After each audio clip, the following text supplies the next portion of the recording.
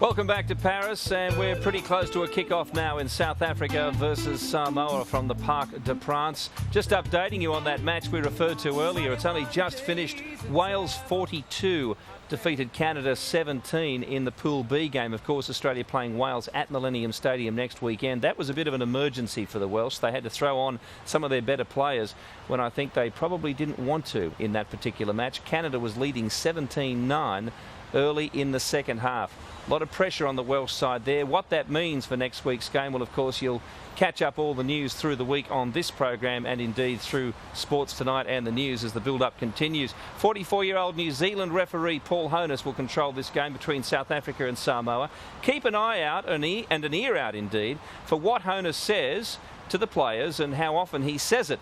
Because a little earlier this year, Honiss was saying that he would like to see communication between the players and the referees, particularly the players talking to the referees. Now, Paddy O'Brien, the IRB referee's boss, took that to mean that Honiss wanted the players to back-chat him a bit more, and he didn't like Honiss making that statement.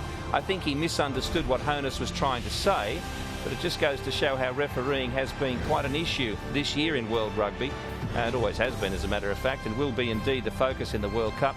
Spreadbury had a wonderful game when he reffed France versus Argentina. A very communicative referee, so that'll be an interesting aspect as we go to our commentators for this match. Rupert McCall, Ben Darwin and Ben Tune. Thank you, Bill. Paul Honiss will be the referee this afternoon at Parc de France, which sets the scene for another Rugby World Cup battle. South Africa taking on the might of Samoa. The captain of the Springboks, John Smith, said during the week that this side, his South African side, is as settled as it's been in the last decade, which sounds ominous for opponents. But the big prop for Samoa, Census Johnston, all 135 kilograms off him, replies, "What's it like to play for Samoa? It's like brothers coming together as one." So that's the battle. We come together as one in the commentary box. Ben Darwin and Ben Tune, looking forward to the game, boys. Oh, absolutely. When these two sides meet, it's always a very physical contest. The question will be how long can the Samoans hang in there for. I'd like to see them get their hands on the ball enough so that they can use this back line of theirs. I don't know if they will be able to get their hands on the ball too much. The South African forwards are pretty special, Ben Darwin. Yeah, that's probably their greatest strength. You see there, England on top of Pool A. I just think this South African pack needs to prove itself. At scrum time, they're a little bit disappointing through the Tri-Nations. They really look to annihilate this Samoan pack, who really don't have the size around the field that they used to. The Samoans, if they can swing the ball wide, they've got all sorts of opportunities, but if they don't have the ball, they're going to find themselves in some trouble. The thing about the Samoans I've always found when I've played them is that if you can starve them with the ball for long enough, they become a little bit disinterested. I know that sounds funny during a World Cup, but they're the type of players, their makeup is such that they just love getting their hands on the ball, they love running with it. When you starve them with that opportunity for long periods of time, they can start to lose interest and mentally they can just drop off. The Rugby World Cup has this great habit of shining a spotlight on the characters of the 15-man game, and Manu Samoa have thrown plenty up over the years. There was big Fatty Alofa leading the team off the bus. He was a great character, Ben Darwin. Oh, the piano mover from Western Samoa. He was outstanding. He played in Auckland a lot of his time in the NPC. But again, like I said earlier, the Samoans are just lacking the physical dominance they had probably in the early 90s and late 90s. But their skill level hopefully can get them over the line. There's one man who will be looking to dominate the situation if he gets an opportunity as such. Playing in his 5th Rugby World Cup, can you believe it? Yeah. Brian Lima, also known as the chiropractor. And I remember Derek Hogard from 2003. He had his bones rattled by the chiro. We expected him to feel the strong side, and but we're ready for it. We've trained for 3 weeks, and all the preparation's been done. Now it's just what they do on the field that's going to count. Samoa have a history of causing upsets in Rugby World Cups. Are you targeting England or South Africa for that particular upset? At this stage, we're just focusing on South Africa. I mean, obviously they're a great side, but we'll come here to play. Obviously England is down the road, but everything's focused on South Africa. As it should be. The focus for Samoa, coached by the great Michael Jones. 55 tests for the All Blacks. Scored the first try in the first Rugby World Cup match back in 1987. Take us through the packs, boys. Well, there's going to be an enormous amount of pressure from the South African front row needing to prove themselves against VAR, Schwalger and Johnson. Scrum time is probably where they're going to have their biggest difficulties today. Back line, plenty of pace. Again, the question mark will be whether or not they get their hands on the ball. Keep an eye out for the massive Alex Tuolangi, the new Jonah Lomu apparently. Big unit, I think he's about 120 kilograms. Once he gets wound up, very hard man to stop. He's about the 10th bloke that I've heard someone say the new Jonah Lomu. Let's hope he can deliver on that. Yes, it's probably not the best mantle to have to carry. Jonah Lomu, of course, scoring the most tries in Rugby World Cup history. But can big Alex Tuolangi make a dent in the South Africans as they arrive at Parc de France? Victor Matfield. Maybe that should have happened, but I think once we... I think this South African team, right or wrong, they have a sense of destiny about them. I think we've just got to get a good start. Jake I think it's important. We know that Samoa are really physical, and I suppose the first 20 minutes are going to be vital for us. So if we can get a good start under our belt, and obviously get a bit of momentum going into next week. We saw England stutter a little bit last night in their victory over the United States. Has that affected preparation, or indeed do you feel more confident about next week now?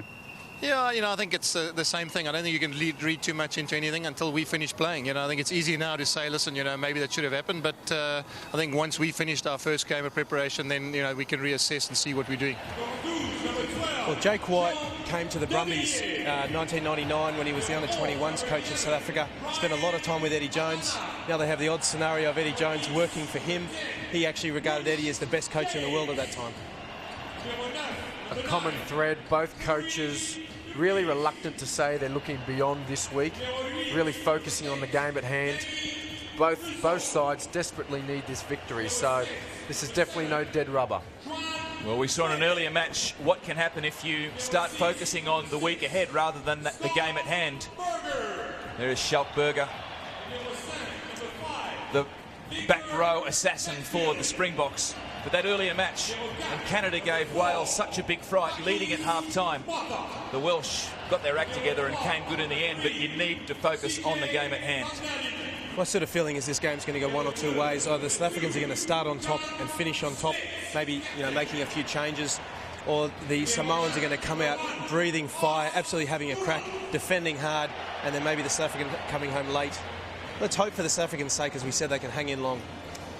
Well, the South African side, as I said, Durant, just such an experienced player, the only one still left over from 95. Smith has so much to think about. He's captain of the side, so he's running patterns, he's running line-outs, and he's running scrums. But he's definitely up to it, and Matfield, world's best line-out leader. South Africans, very solid back line. Got to kick in behind the Samoans early. What they want is they want a physical contest. The last thing you want to do is give that to them early, so I wouldn't be playing the South African midfield early on, because all that is doing is playing into the Samoans' hands. Just kick in behind the Samoans, get them turning around, tire them out, and as time goes on, the space will open up. Words from Ben Chun as we get set for another Rugby World Cup match on the Metro in Paris this morning. Plenty of South African supporters. I'm sure that there's the odd Samoan who have made the trip as well to the Northern Hemisphere. Big Oz Durant. Or is that CJ van der Linde? It's one of the big boys, and Oz Durant, the only South African who played in the 1995 Rugby World Cup for the Box. Of course, they won it that year. That was big Oz, so you have to recognise that face. Every prop in the world knows another big prop when they see one. You've seen it up close. Yeah, really hoping the South Africans actually play much like the Australians did the other way. They keep it tight for the first 20 or 30 minutes and really just start to open up later on. I think if they try to chuck the ball around early, they'll make some early errors, because the Samoans are going to come up quick and deep. Great passion, great pride in any Rugby World Cup match, and this will be no different. These teams met on June the 9th earlier this year, and South Africa ran out winners at Ellis Park 35 points to 8, although the Samoans put an understrength side on the paddock that day. They get a few of their big stars back, and the officials there. Paul Honiss, the Kiwi referee, a man of great experience. Chris White, Lyndon Bray on the touch judges, and the video referee will be Bryce Lawrence. I didn't realise there were that many referees in a game, I must admit. Fourth or fifth official, fifth official. Plenty adjudicators. Yeah, they've got a couple on the bench these days, just in case the main man pulls a hamstring. Let's not wish any of that sort of bad luck on Paul Honiss. The Springboks, Percy Montgomery, scored the most points for South Africa in their Test history, and Jake White tails the field. There he is, Eddie Jones. You've both been coached by him. Well, it's interesting, Eddie, have the same look as he did when he used to coach the Wallabies, bringing back some memories for Tudy and myself. But you know, I think he'll add the right kind of things technically to the South African team. That is focus. John Smith hasn't played too much rugby in recent times, suffering that hamstring injury earlier in the year in that Tri-Nations Test against the Wallabies. And here come the Samoans. No doubt there'll be a few nerves in the system as Simo Satiti leads his boys out to their first match in the Rugby World Cup. Well, for the Samoan side, for many of them, it's probably their first game in anger together. So, whilst I'm sure there's an enormous amount of spirit in this team, it's going to take a little while to get things together, but you don't have time when you're running out against the South Africans. Some adversity for the Samoans. They lost one of the Tuialangi brothers, Donald Kerslake and Filippo Levy, in the lead up to this tournament. But they will bond as brothers. South Africa will fancy their chances. Time will tell what will happen in this match, but I'm looking forward to it. Oh, absolutely. One of the things watching the two teams walk out together is just looking at the size difference between the two teams. We said, 10, 15 years ago, the Samoans were giants over other sides. Times have changed. What these two sides have for each other is respect, and that's because they both love playing physical, tough rugby. They have met before in the Rugby World Cup. South Africa have won on both occasions. 60-10 in the last World Cup. That was at Suncorp Stadium, Brisbane, 2003. And in 1995, the quarter-final, South Africa won 42-14. Chester Williams scored 5. Ladies and gentlemen, the national anthem of South Africa and Samoa, performed by the Republican Guard and the French Army Corps.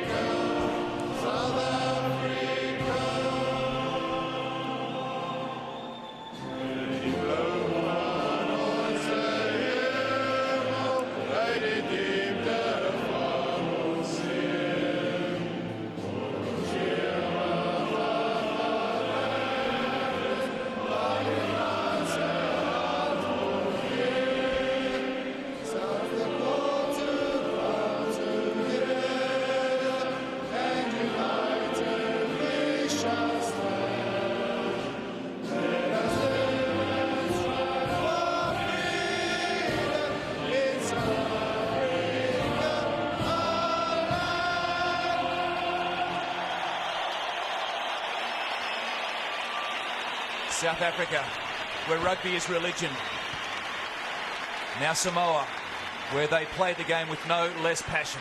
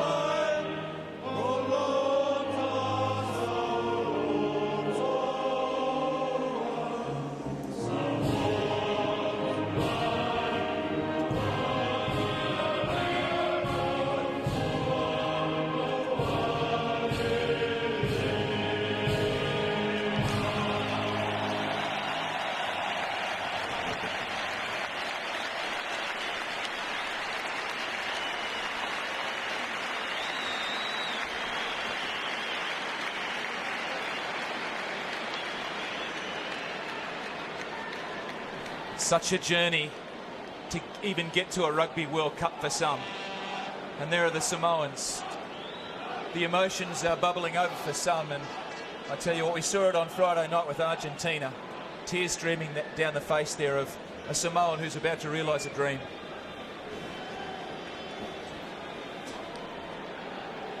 Such a young side, the Samoan team, so inexperienced compared to those from previous years. And now the Samoan version of the pre-game war dance. This is the Siva Tau.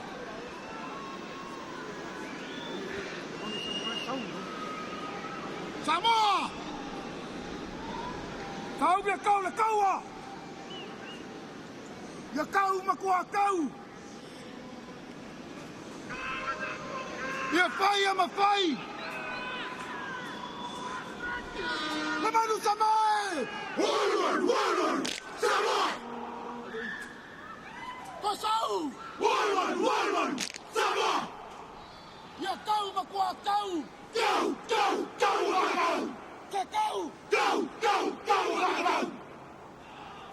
You fire, my fire! Roll back to there! Roll up to there! One at all! Roll back to there! Roll up to there! One at all! Go here! Yeah, but the four sources! Never label away with us! No Sambo! One at all! One Samoa! Another Rugby World Cup battle about to begin. The Siva Tau from Samoa, respected by the South Africans. And if that doesn't fire you up, nothing will. And I mean on both sides of the account there, the Samoans and the South Africans. For me, when the Samoans do this tradition, it shows more passion for their culture and who they are than their song, I suppose, than the national anthem. Really expressing themselves, and geez, they're ready to play. They are ready to play, as the Fijians will do so in a couple of weeks' time against the Wallabies at Montpellier. The Samoans at Parc de France. They mean business. The referee, the very experienced New Zealander Paul Honiss. He refereed the first Rugby World Cup match in 2003, Australia v Argentina at Telstra Stadium. He has the job this afternoon. Schalkberger sums up the situation. Looks to his first opportunity. It'll be on the whistle 10. We're all ready to go. Okay. And we are ready to go. Simo!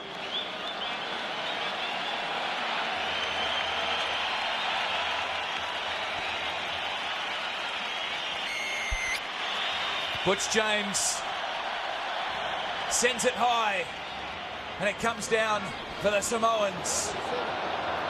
They love to play an entertaining style of rugby, the Manu Samoans, but sometimes that leads to mistakes, and there's an early one from the visitors. Well, right idea from the Samoans. Just what the crowd is here to see. Them ball in hand, throwing it around. I'd like to see another shot of that pass, whether or not it did actually go forward, but we'll take the referee's word for it. Well, the scrum is an area, as we said earlier on, that the South Africans had some difficulty with during the Tri Nations. Australia actually got a couple of tight heads off them. Good contact there. Pressure against them again. Back in the 9 jersey for South Africa. Here's an early opportunity. Montgomery. 2 metres from the line, the Springboks.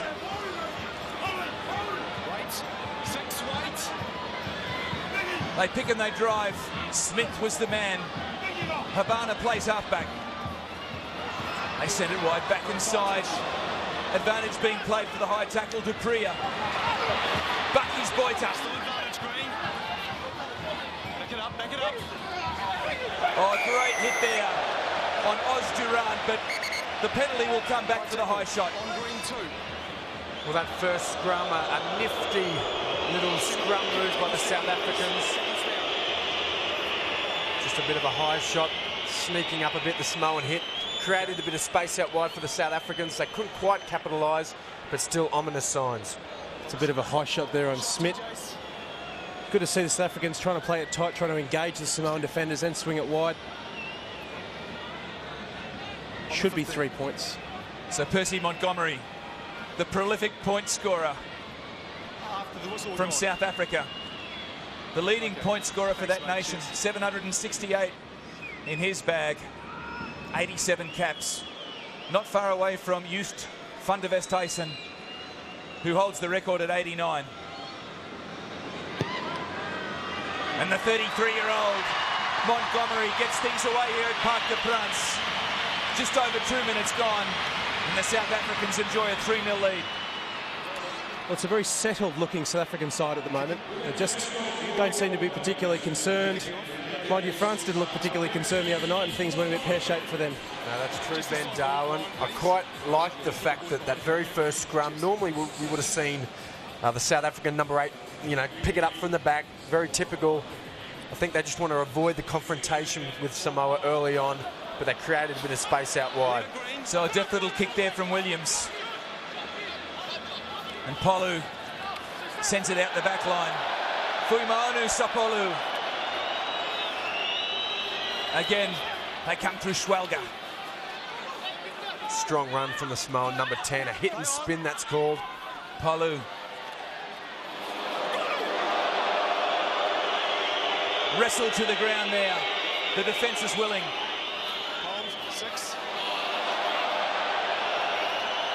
Well, there's something going on in that ruck. Play on, says the referee. Punches being thrown. Certainly a push and a shove. Palu goes to the left, and Fuimaonu Sapolu knocks on for the Samoans. So another scrum to pack down. The Samoans just taking a little bit of time to get settled. Yeah, and that really is the Achilles heel of the Samoan team. They can hang on to the ball. They can probably put together 2 or 3 phases.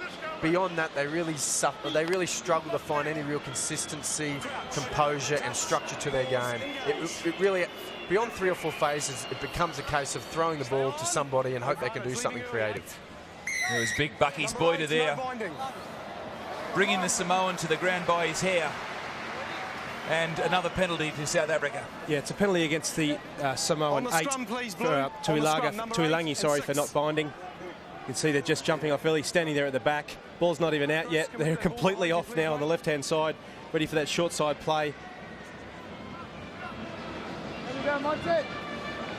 Henry Tuilangi, big number 8 for Samoa, joined by his brother in the side. He's pretty big as well. Alassana Tuilangi.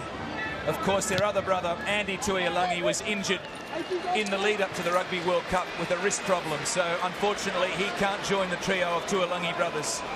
Problem for the Samoans is going to be the ability to recycle the ball. The South Africans are going to challenge them at every ruck. That's how that fight started. Just see Victor Matfield here. They're going for a flat 7 line out. I'm sorry, a 6+1. Watching Victor Matfield, he'll run the line outs, making the call. Probably just keep it nice and simple. Doesn't want to overcomplicate things first. 6+1 meaning you've got 6 guys in the line out plus one of your forwards to the halfback. Comments there from Ben Darwin, who's seen a few line-outs in his Wallaby days. John Smith finds Matfield, and Berger lays it back for Dupria. They go through the forwards.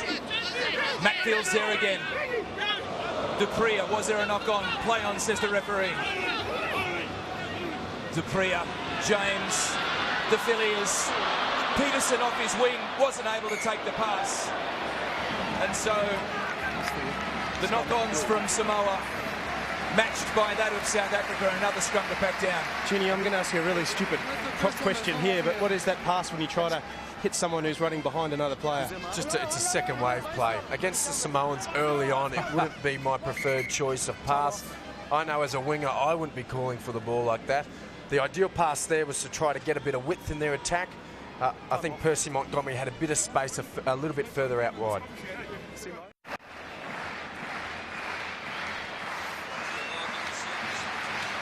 Tuilagi receiving some attention there. Paul Honiss also had a running chat with both packs of forwards about their line-out behaviour. Well, it looked like a knock-on from Dupria there, missed by the referee. But that was the ultimate result anyway, and so the Samoans, through junior Paulu will feed this scrum. Crouch, touch, pause, engage. Break up. Well, Census Johnson so far through the first two scrums actually able to put a little bit of pressure on Oz Durant. Oz, despite being a massive man, isn't actually known for his scrummaging reputation. Census Johnson, born in New Zealand, plays for Saracens, 135 kilograms, the big man. Asked who he respects the most in the world, he replied his mum. So there's a soft spot underneath that rough exterior from the big number 3 for Samoa, Census Johnston. Well, despite Oz giving everything he could and getting them nice and high, the ball was reasonably stable there for a pack that's way undersized from the South African team. Side of the boot there from Paulu. So the Springboks look to roll this maul. Come out four. The referee communicating to the players that was an issue in the lead up to this Rugby World Cup. You've left it now. 6-6. 6. Leave it. Advantage. Daniel Leo, the man who infringed, the referee playing advantage. Dupria, James, De Villiers steps back inside. Hands off, Blue. They're right on the 22, the Springboks. They go right again. A little stat kick through there. JT Peterson gives chase, but the touch judge's flag is raised and the line-out will take place. The thing that's the most ominous for Western Samoa at the moment is the ability of how quickly the South Africans are able to get the recycle. It's only taking one or two guys, two there at that breakdown, in order to get the ball shifting again, and they're getting over the advantage line with some ease. And good little run from Jean De Villiers. He'll be pretty happy to get his hands on the ball early. As a centre, that's what you want to do. You want to get your hands on the ball early. You want to have a little run, engage the back line, try to get yourself into the game. Mahonri Schwelger can't find his target. Fundalinda cleans up. The Springboks hit hard. Dupria digs in. James. De Villiers. That was a good hit there from Gavin Williams, Samoa. So the advantage being played once again for a Samoan offside. Montgomery gets rid of it. Smith. And back is Boita. Or Big Donny Rousseau it is. And once again, tempers flare at Parc du Prince.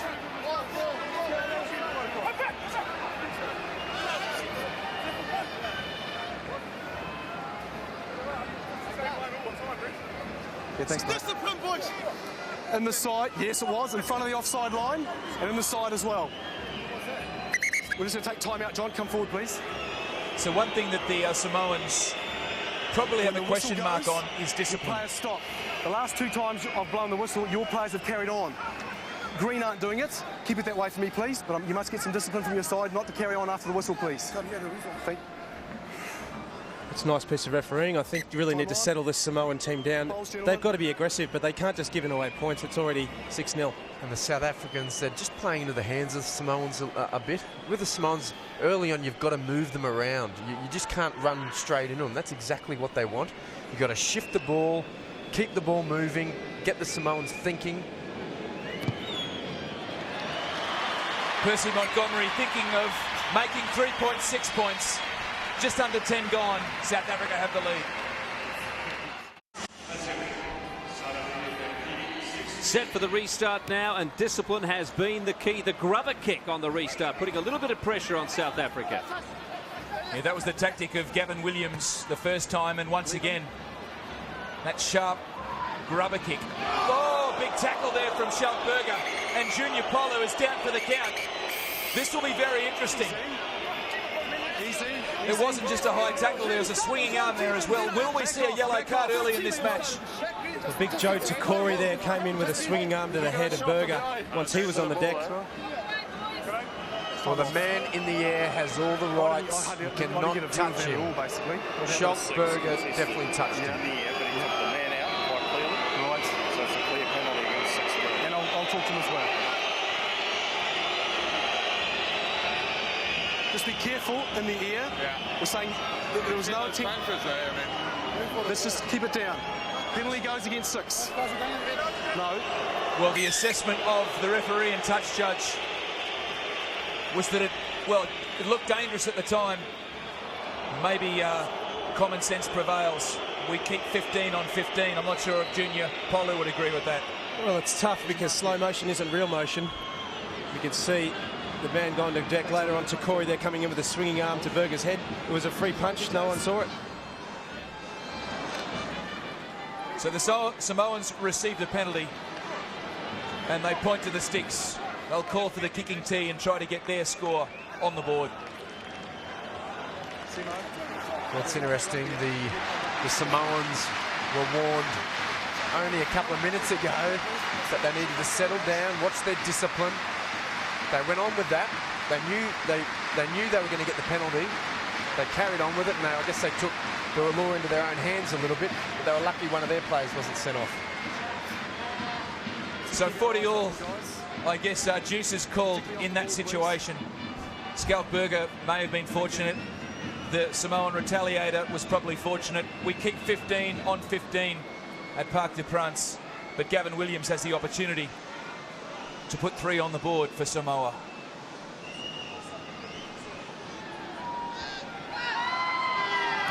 Williams, he's hooked that to the right. Williams, the score remains 6-0 in favour of the Springboks. Play restarts. Samoa in possession. They've just had a free hit. Talk about a free kick. Let's get on with it. David Lemmy, the excitement machine from Bristol. He's only 75 kilograms, young Lemmy, 175 centimetres tall. So not the biggest rugby player going around, but certainly he likes to entertain. Yeah, he's raring to go there. Probably overdid it a fraction. Well, he definitely overdid it a fraction to kick the ball out on the full.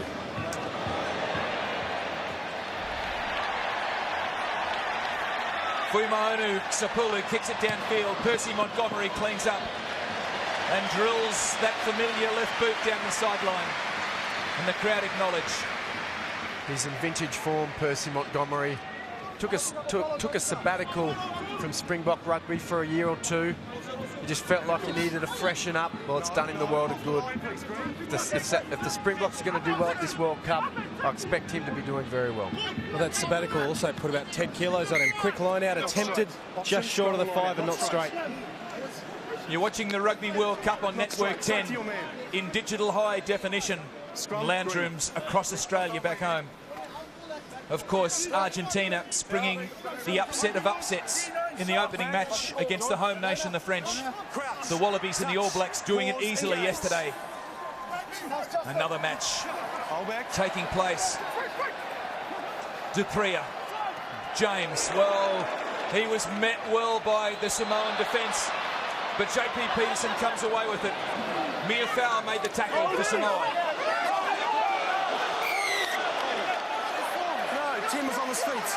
So this penalty against the run of play. Not releasing the ball was the call, and so Samoa have the penalty.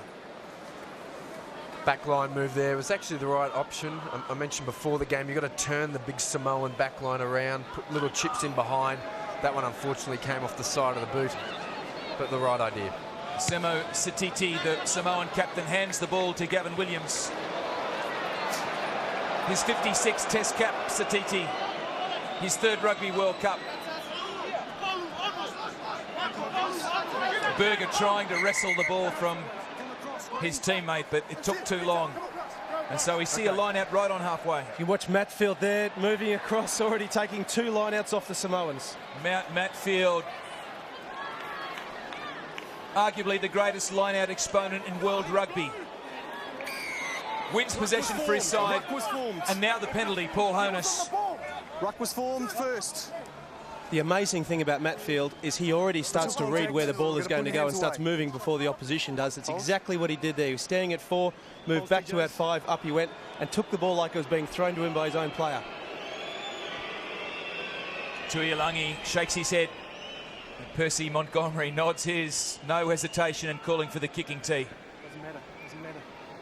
Seen a couple of runs by Jean de Villiers in that midfield. I like to see them have a crack just a fraction wider and bring in Jacques Fourie. Similar build to Jean de Villiers, a big, strong, powerful runner. He could make some serious inroads. Percy Montgomery. He's on target, the purse at Parc des Princes. Just under 15 gone, 9-0 the Springboks.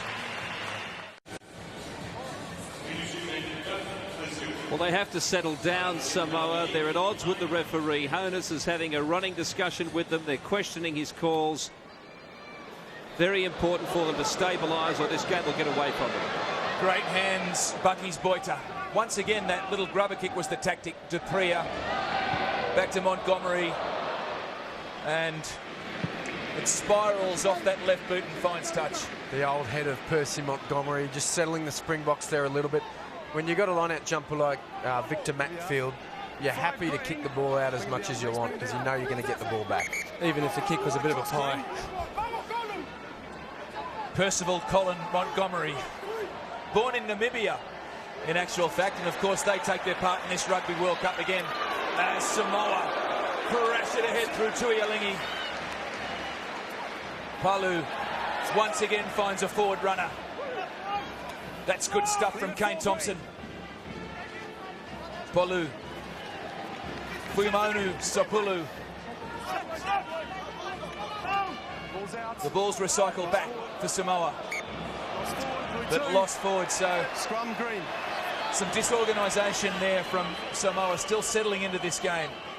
It's the greatest difficulty for the Samoans is the South African counter-ruck. They're just not able to get the ball moving. See, they've got big runners. That's not the issue. The issue is what happens next. The interesting thing is here, just watch the way Berger falls. He always likes to fall on the short side, so it's hard for the ball to get back. You can see nice and slow. South Africa, Bucky's Boita, they're able to interfere and knock on by the Samoans. Schwelger turning the ball over there for the South Africans as one of their players receives treatment. Kick down the middle, please. Welcome back. Timers on again, and good point from Ben Darwin there. Watch the great flankers in this World Cup, how they do tend to fall the right side of the ruck for their side. An interested observer here at Parc de France. We saw in the stand the legendary figure of Serge Blanco. Scored that try back in 1987 that broke the hearts of Wallaby supporters in the semi-final. They went on to play New Zealand, of course, and that was the first and only Rugby World Cup won by the Kiwis. Well, unfortunately for Percy Montgomery, he's had 2 kicks in a row. There's some difficulty. He was outside his 22, so ball to Samoa. Palu. Fuimonu Sapalu. The break. Straight up the middle goes Williams. And Williams scores the first try of this match for Samoa. The crowd celebrate. And the Manu Samoans do as well. Gavin Williams. 5 points, a clean break. That's good stuff in Rugby World Cup. Well, that has absolutely brought this crowd to its feet. Wait for the replay, but a sneaky little pop pass by the Samoan number 5, Jerry Meafau. Popped it to a barnstorming Gavin Williams. There was nothing stopping him that far out from the line. It just shows you the strength of a good line out here. The Samoans able to take good ball to 9, shift the ball wide. Just a nice little short pass. 3 blokes were on him, no one took him. They all looked at each other. There from Gavin Williams. There was no shortage of defence. Ben Darwin is correct. Meafau to Williams. Shut the gate. Poor communication from the Springbok centres. All that needed was a name or a number. I've got 12 and I've got 13. Going by that, neither of them mentioned the word I've got number, I've got 13. And the gesture there from Williams, suggesting that he was too hot to handle. He adds the extras to his own try. South Africa continue to lead here, although Samoa back in the game. It's 9-7 at Parc de France. Well, normally you score tries through numbers or getting them the right way. Samoa didn't have the numbers. There was 4 men around him as he made that break and straight through. And the defenders were all looking at each other. What happened? Gavin Williams, the son of the New Zealand great and former Samoan coach Brian Williams. So that runs thick in the blood of the Williams clan. As Palu puts the kick up. Dupria. Knocked back, says Paul Honiss. Picked up by the Samoans. They have momentum. Schwelger finds Tuialingi. They've got their tail up now, the Samoans. They need to keep their composure. Lemmy runs it back to midfield. The Samoan forwards have a job to do and they do it well. Well, there was some over-vigorous rucking there, and once again, this game's blown up.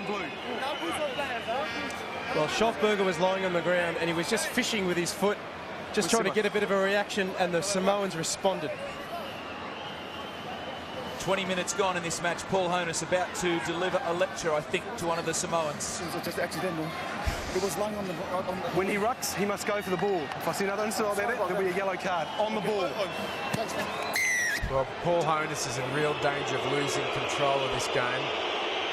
I have to say, it didn't look too accidental to me. Satiti pleaded his case, but he lost out in the end.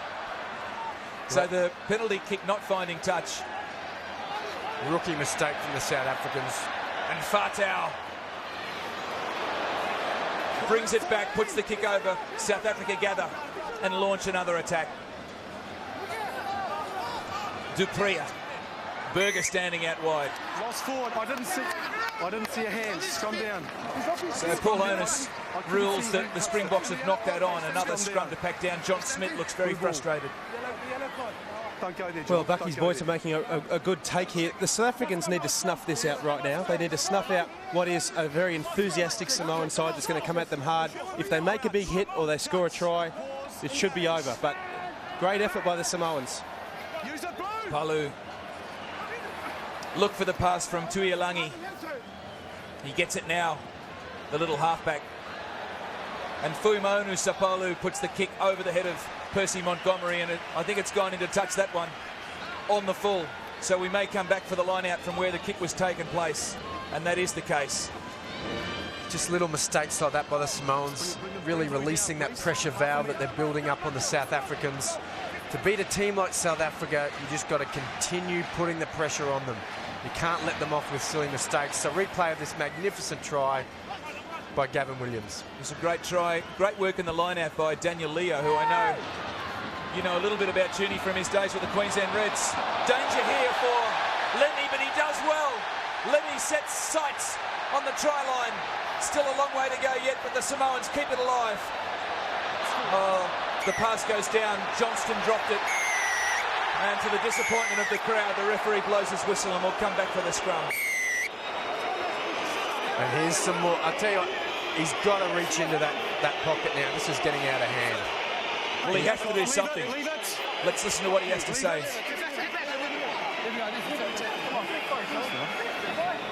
Nothing, Lennon? No, I couldn't. Yeah, okay. Lost forward by Blue. Green scrum.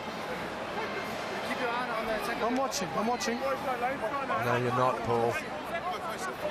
Paul Honiss looked a little bit confused in the aftermath of that altercation. No doubt getting a word in his ear from his touch judge official, but I don't think the officials are quite sure how they're going to get on top of this situation because it's threatening to erupt. It's interesting, the Samoan scrum tending to come around, wheeling at the moment. Bit of a spin wheel, not going forward, but putting some good pressure on. Rousseau feeds the back line, and De Villiers under great pressure, I might add. Couldn't find his man Foree, and the ball sails into touch. Well, I'll tell you what, the Springboks are rattled. Whatever the Samoan game plan is, I've got a fair idea what it is. It is working. They're absolutely rattled, the Springboks. As the crowd roars, I'm sure that game plan would somehow be built around big defence. They're getting up out of the line and trying to really put the Springbok attack under pressure. They are. The crowd is actually singing Allez le Bleu, which is the call for the French side, but Samoans will do today. A good scrum there from the Springboks, and they've turned it over. Well, that's the power of this massive South African pack. Getting up that right-hand side. Again, the right-hand side is a tougher one to bring. CJ van der Linde, very experienced tight head prop. Michael Jones, 55 tests for the Samoan side. They'd love him out there at the moment. New Zealand, sorry. An absolute inspiration to the game of rugby. Michael Jones. I'm watching. Of course, if he was available to play today, he wouldn't be playing because he didn't play on Sundays due to his religious beliefs. So he's able to coach. That must be allowed. And so he's in the stands watching his Samoans go through their paces. They've scored the only try. Exactly. That's what I mentioned to you on the posts. Yeah, I know. Time on. Here's our mark. So the referee Honiss just looking, I think, for a little bit of direction from his touch judge there. Not sure if he got it. Better scrum. Dupria. James misses one. Montgomery finds Faree. They're 23 out the Springboks. But once again they've turned it over and Polu brings it away. Back inside comes the pass. Williams handles well. The Samoans regroup, get ready to go again. So they receive the penalty. Great unsettling tactics from the Samoans. And Juan Smith looks a little bemused at how they turned that over and gave the Samoans this penalty opportunity. As we said, the physicality of the Samoans is going to come early in this game. It's whether they can physically hang with the South Africans, tend to be the bigger boys. With the breakdown they're competing, it's fantastic. The South African backline at the moment just isn't engaging the Samoan backline. They're throwing cutout passes, running dummy runners, but they're just not doing it on the advantage line, so the Samoan defence is merely shifting sideways and moving across to the next attacker. Williams finds his touch. Scored the only try of the match thus far. Just over 25 gone, Parc de France. Schwalger. Once again, the Springbok line out disrupts and Peterson brings it back. Big hit on Peterson. He coughs it up. Williams sends it wide. Fatau tries to put the step on Habana. He was up to the task. Williams sets it for the Samoans. Schwalger dummies, goes himself. He's met by some keen defence. The Springboks delivering this time. Miafau passes, the back line has it. And here comes Tuialangi back inside to Kane Thompson. Tuialangi, the brother of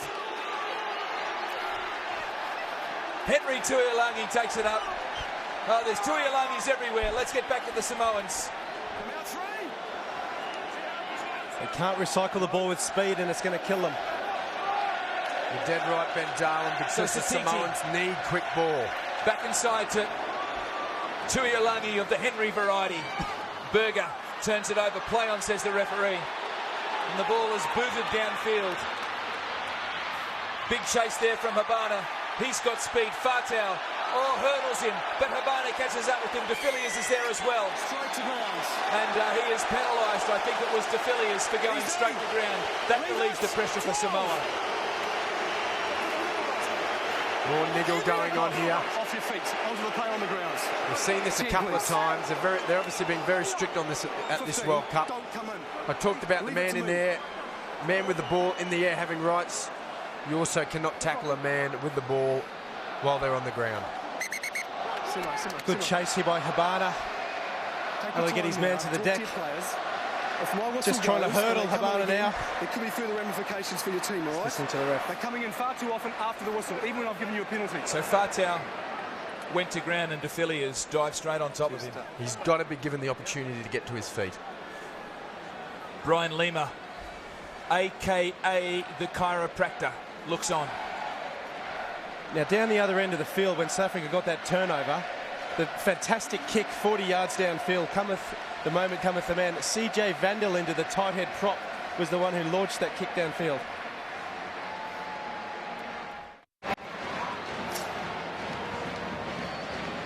Well, looking back at the replay of this big hit, Tuialangi has been a powerhouse for this side. In fact, both of them have.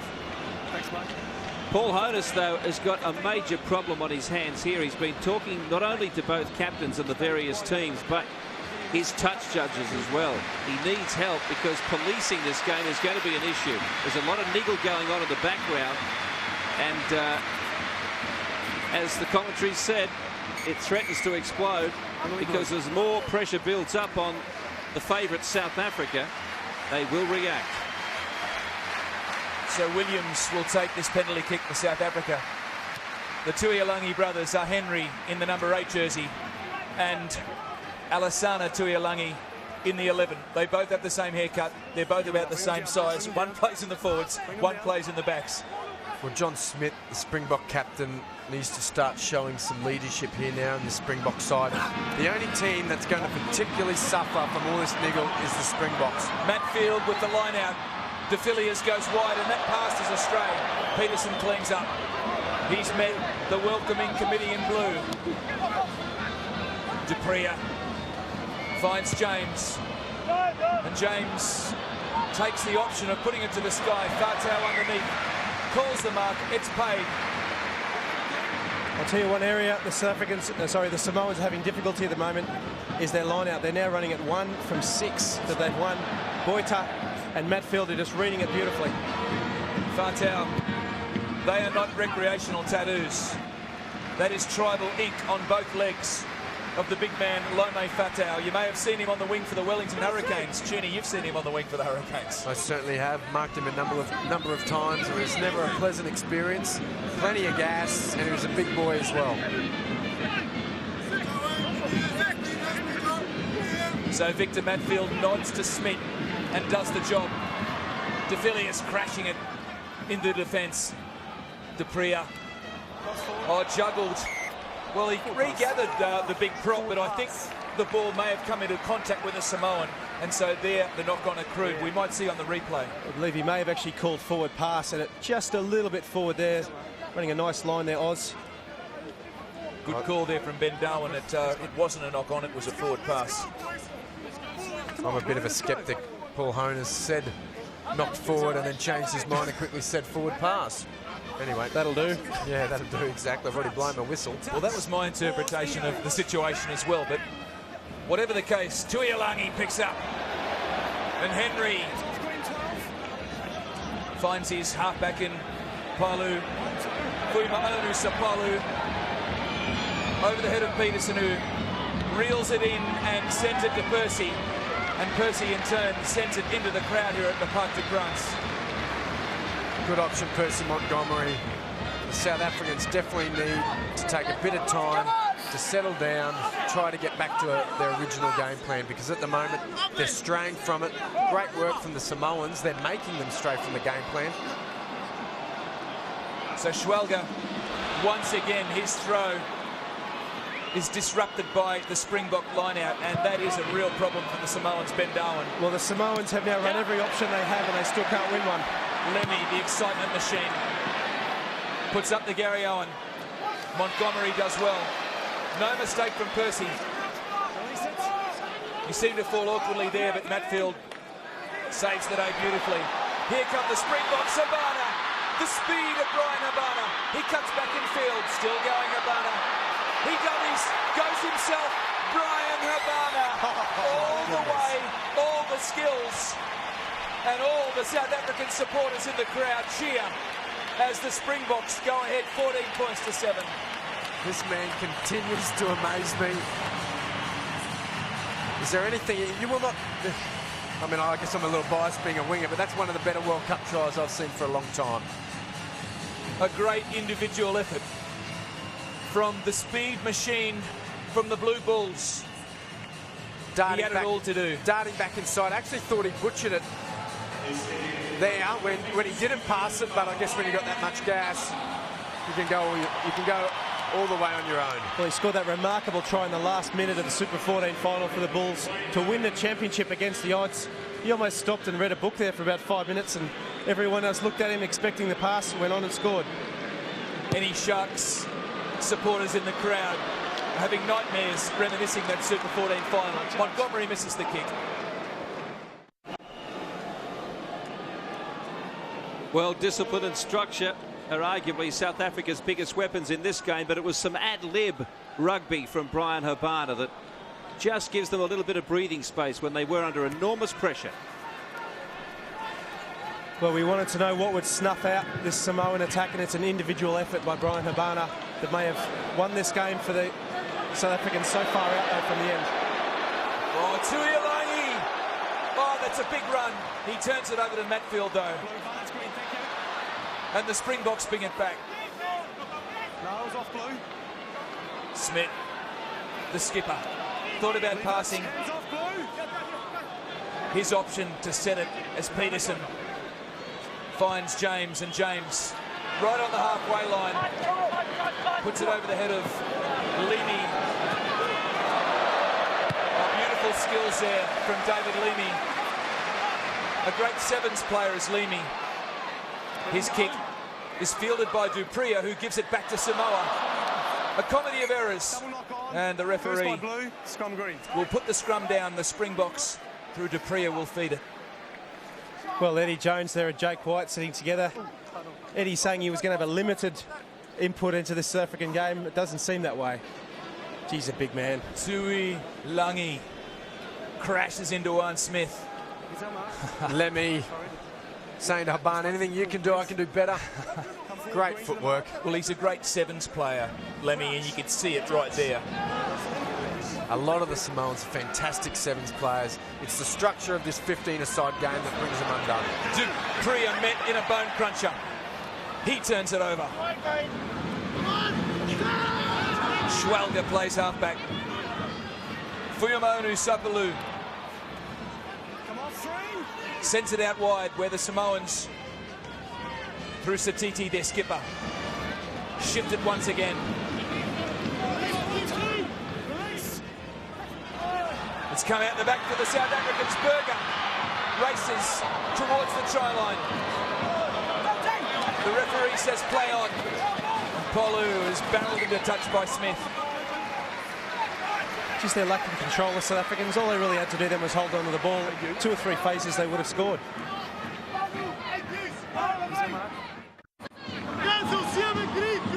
Schmidt about to restart with a line out for South Africa. Possession, control, and a dangerous position here. Dupria gets the pass away. Matt Field has it now. They're 20 out the Springboks. Dupria goes right. It was well taken by Burger. He gets out of the tackle. Finds his support. Peterson for the line. JP Peterson. Did he get the ball down? Ball and goal. Out 5. Green scrum. Honiss in perfect position. Peterson was held up. He didn't need the television official to tell him that, and the scrum will pack down. Good work from the referee. Well, the Samoans really finding themselves in trouble. We said how long can they hold with the South Africans? How long can they battle what's going to be an enormous amount of tiredness for them? Great scrambling defence from the Samoans. But you're right, Ben Darwin, you get the impression late in this half, they're really starting to fall off. And I get the impression after half-time for the first 10 minutes they'll be competitive. Beyond that, they could start to struggle again. What a remarkable pass there from Burger. He's a massive man, but his hands are still pretty good. Oh, unable to get that ball down. And it's refreshing, I must admit, having a referee back themselves. He was on the spot. Doesn't need to go upstairs, waste any more time.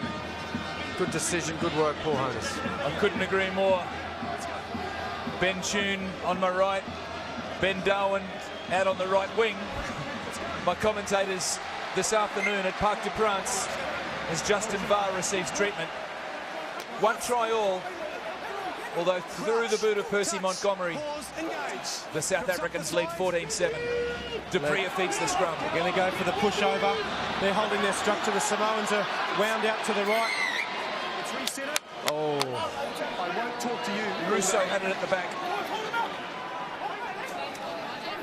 Ben Darwin, how many cracks do you get at it, or do the Samoans get at it, before they end up giving away a penalty try? I think if the same thing happened on the third attempt at a scrum, he would give a penalty try. Probably give them one more. South Africans may lose patience and swing it wide. They'll probably get it done anyway, but I'd just like to see them stick. Your bind across the lock, please, number 5. Across the lock, please. That's law.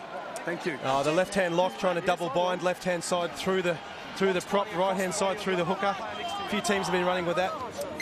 New Zealand ran with it in 03 and got away with it. What does that do? What does that prove? Gives you a bit more power through your hooker. Okay. So we've needed a few translators here in our time in France, and there's a scrum translation from Ben Darwin. The penalty, on the side, as predicted. So Dupria played on quickly, but the Samoan defence knocked back the 10, so the penalty remains. Well, he's pinged the Samoans there for taking the scrum down. On your own line, it's tough. You want to take it down, or do you want to be pushed back and be embarrassed? So it's pride for props. So the penalty remains, and the option remains the same for South Africa. They're going to really test out this Samoan scrum right here, right now. Geez, a nice shove. Oh, the South Africans have got vertical, so they can't get out of this one. They're going to have to send it or repack. There's footage a little while ago of Brian Habana right on the left-hand sideline. So if things don't go quite to plan for the South Africans in the scrum, there's every chance Butch James will put one of those cross kicks across for Brian Habana. There he is right there. Nice observation from a former Wallaby winger, Brian Habana. Foreheads, come up. You can see there the South Africans, because they got up on the last one, they tried to contact down. Smith's got to rotate his shoulders down hard, keep the scrum height down. If they go up, you can't go forward. I might be the only one that's enjoying this, but it's fantastic to see a good scrum battle. Touch, pause, engage. There's only seconds remaining until half-time. The Samoans will do well to hold on. Once again, the penalty to the Springboks. You get the feeling they will pack the scrum quite possibly until a penalty try is the ruling. What happens if they keep doing it, sir? Well, the thing is that it does two things. One, it'll completely exhaust the Samoan pack. And two, they can always launch good backline moves from it if it doesn't work. John Smith, they're asking Paul Honiss the question, what happens if this keeps happening? We might find out. I said it might happen on the third. I think this is the fifth repack. Good setup again. The heights come up now. It's going to find themselves in difficulty. The Springboks. Russo has it at the back. And Honiss blows his whistle. It looks ominous for the Samoans. The might of the Springbok pack, hungry for a try before half-time. Well, he's saying to Smith, I'll let him talk. Here we are, here's our mark. He's saying to Smith, I'll try to keep it down. The last one, he either got it for going 90 degrees, which I don't think, maybe for getting too high. Touch, pause, engage. So deja vu for Dupria. He feeds the scrum again. Russo again has it at the back. This time they spin it. James takes the hit of Fiamau. To the left they come. Smith. Oh, it must be a try. And it is for Percy Montgomery. And he celebrates Percy right on the stroke of half-time. South Africa couldn't score the try. That will certainly break the heart of Samoa. And unfortunately for the Samoans, that last 10 minutes of the first half was always going to be a danger period when they got particularly tired. Just too much personnel out wide. Good hands in the end. Percy Montgomery, I thought, could have passed it to Habana, who could have walked over. In the end, the result was the same. Well, nice to see the South Africans showing so much faith in their pack. That would have been so difficult for that Samoan Samoan forward pack to get up off that breakdown after going 9 scrums and try to get across field to make the defence. So Percy Montgomery adds to his test point scoring career. Another 2 for the Springboks. It's half-time at Parc du Prince, and the Springboks are in command. Samoans with plenty to do in the second 40.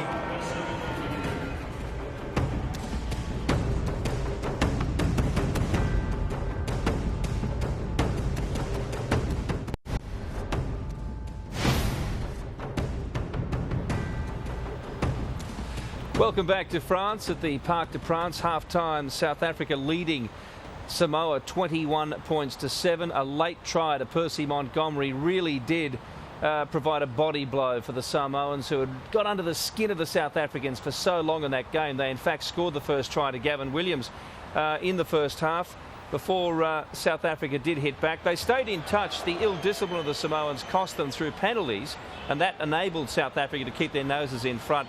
In the end, the better discipline and structure of the South Africans is told. And gentlemen, Samoa will have to regroup now, and Michael Jones will have to fire them up to try and repeat what they did in the first half. Yes, Bill, no shortage of passion from the Samoans. And the side, yes, but it was in front of the offside line. That try just before half-time, it's a backbreaker. Oh, absolutely. The hard part is the Samoans have now got to try to find a way back into this game. They've got to do it through either a big hit, a big break. They've got to find a way to score some tries, and at the moment, this South African team is really pumping home hard over the top of them. Ruck was formed. Ruck was formed. They are, and the Samoans are power athletes. They're not known for their endurance, so trying to recreate that same enthusiasm and explosiveness of the first 15 to 20 minutes is going to be very difficult for them. Well, that's an important point. It's not just about the tradition that we've seen of power athleticism from the Samoans, but it's also about that lack of preparation that we talked about at the top of the program. Michael Jones has wanted to have more time than he actually has been given with this team, and that will probably tell. This was a nice piece of work, gentlemen. Absolutely. I think really gave the Springboks a decent scare. Fantastic move by the Samoans. Very simple. I mean, there's nothing tricky about it. The Springbok defence, both centres, De Villiers and Fourie, just were caught napping. Lack of communication. No one nominated who they were going to tackle. Now, forgive me if I'm wrong, but that try came off the 1 or 2 line-outs that they got right in the first half. The pressure from the South Africans at line-out time was unbelievable. They went to the front, they got blocked by Botha. They went to the middle, they got blocked by Matfield. They went to the back, they got blocked, I think, by Berger. So just found themselves in so much difficulty at line-out time, and that really worked South Africa back into the game. The conversion there. Yes, they've had trouble in the line-out, but towards the end of the half, they also had trouble in the scrum as we watch Brian Habana's brilliant individual effort. He stepped right, he stepped left, he straightened up, he scored the try. Joe Takori couldn't reel him in, and that was just a wonderful display of skills. Yeah, it was, and we have seen it before. We've seen it often at Super 14 level and occasionally at Test match level. We just haven't seen it, I guess, on this particular stage, rugby's biggest stage, World Cup. Just a fantastic individual effort. I mean, to be honest, nothing surprises me anymore when Brian Habana is concerned. He does have electrifying speed, arguably the fastest winger in the game. I was getting to the scrum zone. We're about to see a try that was scored on the back of just sustained scrum pressure for the Samoans. They might have a few headaches in the second half looming. Well, they did, and I really liked the way the South Africans held faith in that scrum and just kept going and going. Eventually, they decided to swing it wide. Went one phase, the poor forwards, the Samoan forwards are trying to drag themselves across field, and they swing it. They just had numbers. That's exactly right. Exactly right, Ben Darwin. The Samoans literally ran out of personnel. Okay, let's look at the numbers when it comes to this first half of rugby.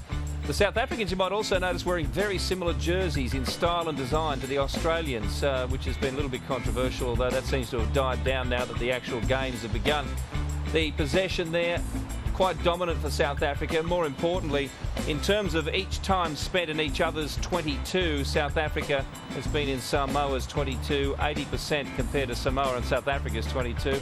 So generally a dominant performance, as you would expect from the team many people believe are the World Cup favourites.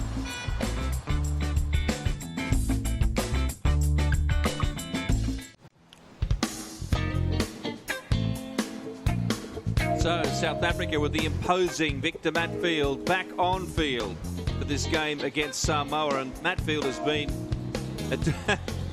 they're the Matfield disciples. I was just going to say, I thought of Sébastien Chabal for the French as well, but they had the wrong jerseys on. We'll continue our hair theme in the World Cup, of course, in the coming weeks. We're big on hair at this World Cup. But a lot of talent out there in South Africa, clearly too much at the moment for Samoa. It's a matter of whether the Samoans can hang in there. That's right.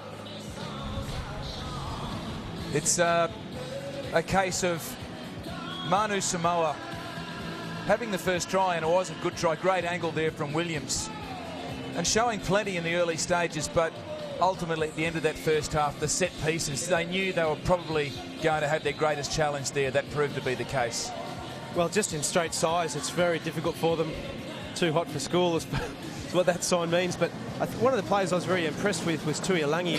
His ball running in the first half was absolutely sensational. But my fear for the Samoans is they've blown the gas. There's nothing left in them as far as energy is concerned. It's not like they aren't going to try and give everything they have in the second half. But their ability to get around the paddock and recycle the ball with any kind of repetitiveness is going to hurt them. I would maybe think an option for them would be to maybe try a bit of a different kicking game, maybe chip it in behind the South Africans, try to get some ball back. But really up against the second half, you really hope they can go well. Yeah, I agree with you, Ben Darwin. I never like to write a team off, and I'm not writing the Samoans off. I just think they've probably got a good 10 minutes in them. If they can maybe get another try in this first into this first 10 minutes, or a couple of penalties, they'll probably get the belief back into their game. If the South Africans can hang on to the ball and play their own game plan and not get distracted by the Samoans again, I just have a feeling they're going to run away with the game. Oz Durant, the Ox, gets ready to rumble once again. England, the USA and Tonga, the other sides in this pool. Pool A.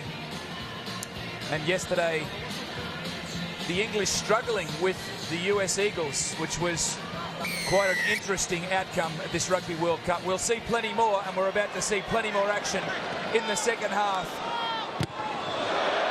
On digital high definition, back home in your lounge rooms. Get ready for another exciting 40 minutes of the 15-man game. Great pressure from the kickoff by Dan Leo. Fantastic chase. Polu.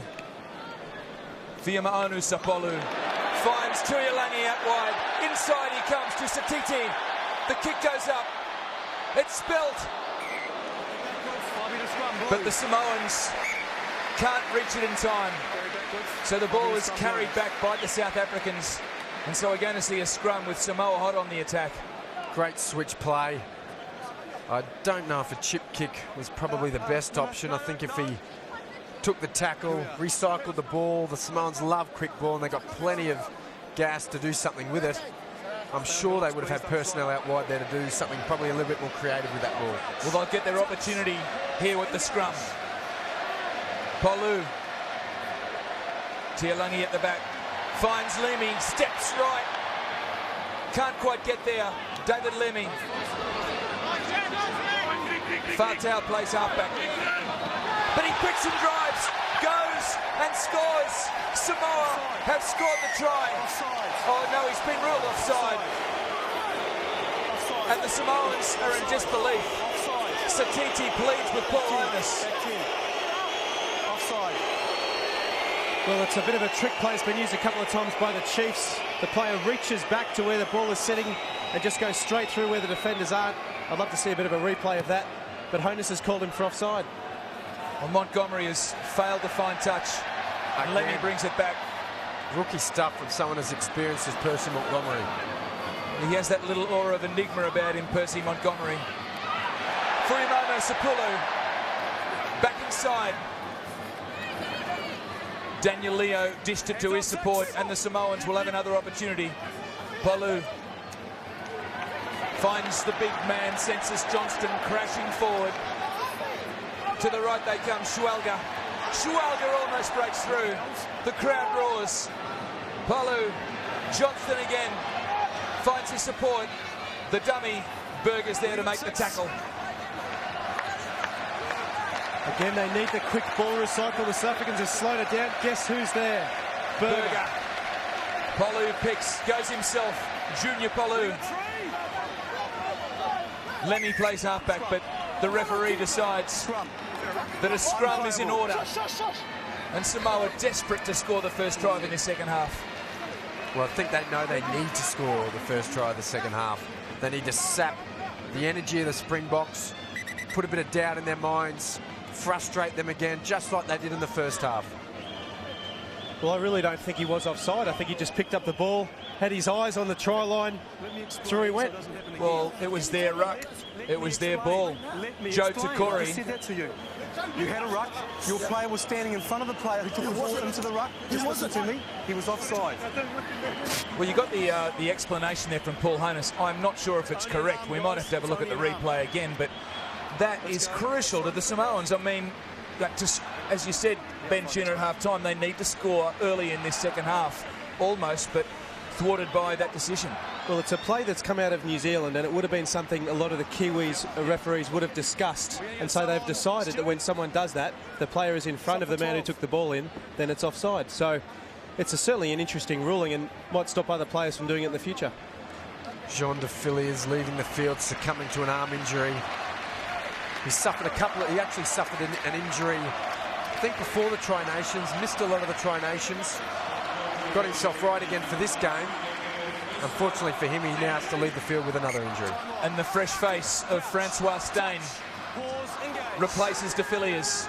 Kicked the field goal that broke the hearts of the Wallabies in that Tri-Nations test earlier in the year as Tuilangi launches into the defence. He funnels it back. They go again through Schwelger. From Wellington to Parc de France. Samoa in between. But they've turned it over, the Islanders. And Steyn gets an early touch. Dupria and James combine. Well, that kick hasn't found touch. And Lemmy enjoys these situations. Fatau puts the right boot over the head of Berger and Montgomery. Percy takes it back. He's forced into a corner. And that's good play from Samoa. Well, I mentioned in the first half, the South Africans have to starve the Samoans of the ball. One very good way of doing that is to actually kick the ball out when you can. A couple of times now, the South Africans just haven't been able to do that. Well, it might be a little bit premature to say, but I'd be surprised if the big fella Henry Tuilangi isn't best on field for Samoa at the end of 80 minutes. He's having a great game. Well, he's been outstanding. It's amazing he's still turned up in the second half and decided to have a crack. Well, we're only 4.5 minutes into it. So there we go. Schwelger having difficulty with the calls. He goes to the back, and once again, Juan Smith, the Cheetahs back rower, reels it in, and that was the story in the first half. Another chapter in the Springboks stealing a Samoan line out to Priya. James Steyn steps off his right boot, puts the kick ahead, Francois Steyn, and J.P. Peterson gets chase. Tuilangi matched him motor for motor. The ball rolls into touch. Great run, Francois Steyn. The ability to be able to change direction and not lose any momentum is fantastic. He definitely has that ability off both feet. They've got big raps on him in South Africa, and you can see why. Well, there is no question about whether this South African team is the best defensive line out of the world at the moment. Great drive from the Springboks. This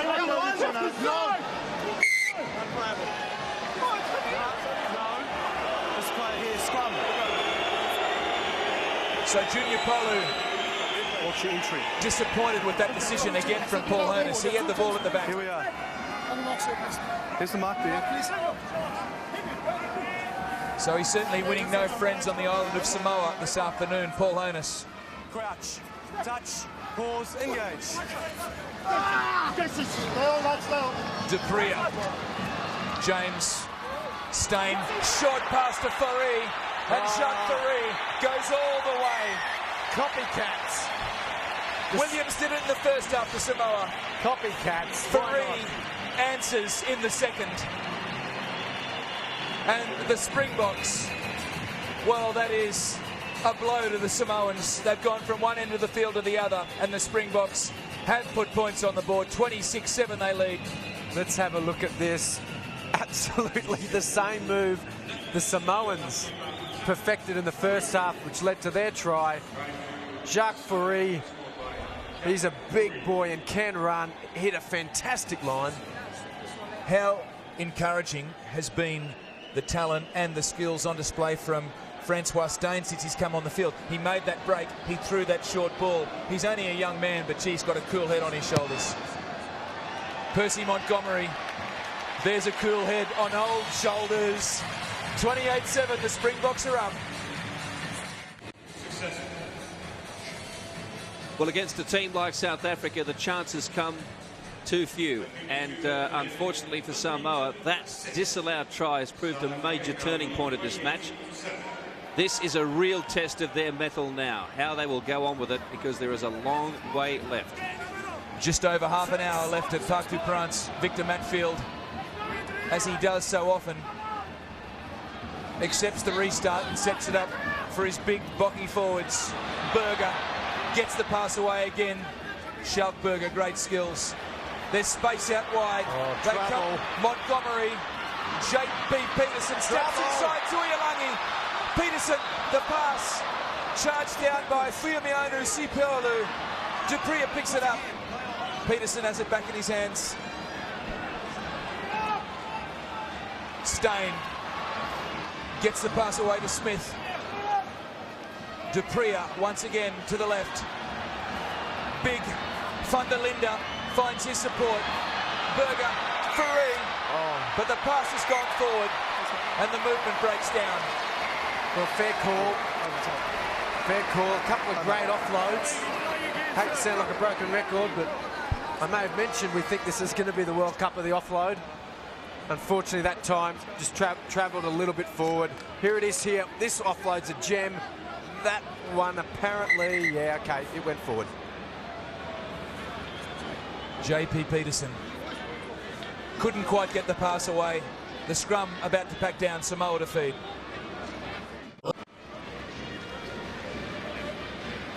Well, a message there for Samoa on the bound wrist, the forearm of Joe Takori.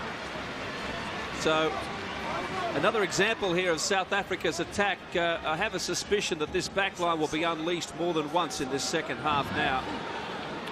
Plenty of gas, plenty of footwork on both sides, on both wings. They just need to get themselves plenty of ball to exploit them. Well, the mistake from Tuialangi, he looks to the heavens, curses his rotten luck. And the poor execution of that scrum once again, putting a lot of pressure on the big Samoan number 8. Well, it doesn't count technically as a turnover. It counts as a knock-on, but it just shows you what scrum pressure can do.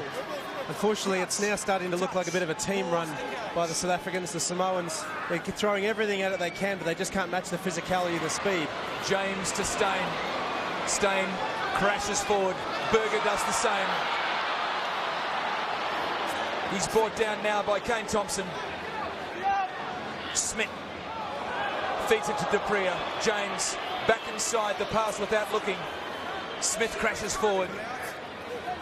Oh, Dupria dispossessed by Polu. Great work. But the knock on. And once again, Thompson fires up big time. Well, I think the Samoans now are getting pretty frustrated. Cranky might be the word. Cranky. Frustrated, that's right. Well, the props dream, a ball close to the line. Unfortunately, Oz couldn't make it. CJ van der Linde came in with a bit of a late shoulder. Maybe deserved a little love tap.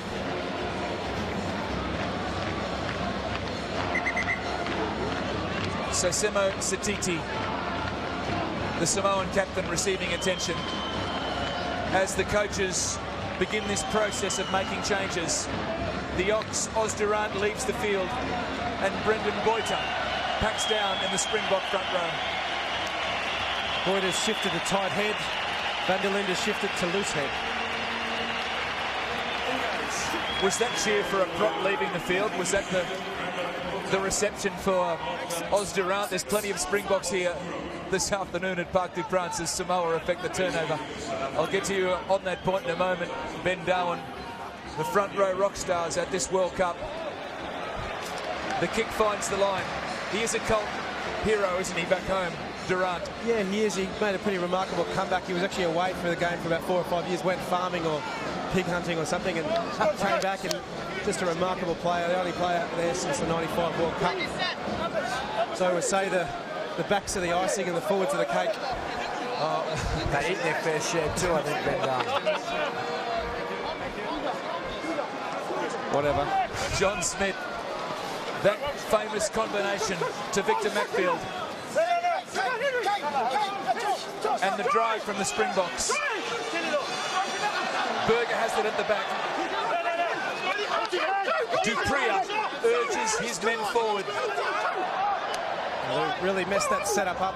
So Dupria gets it out now. James to Steyn. Steyn tried for the pass around the corner. Did well to hang on to it in the end. Dupria does well. Peterson, Smith, good hands. Berger, Matfield, Montgomery. Percy scores 2.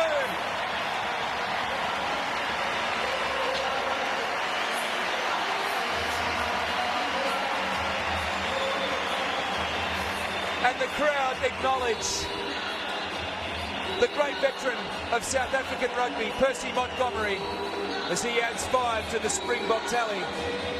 That was impressive play from the Springboks, purely because I thought the play broke down a little while ago. They managed to recycle the ball, they managed to stay composed, and then again, all the very best sides have this great inner play between backs and forwards. Well, this is the most structure I've ever seen from the Springboks, and I wonder if that influence is coming from the great Eddie Jones. Oh, well, I guess that's a contentious point with Wallaby players and some Wallaby supporters. Maybe the Wallabies will meet South Africa in the finals. Won't that be interesting? But Percy Montgomery hooks that one to the right. The score remains 33-7.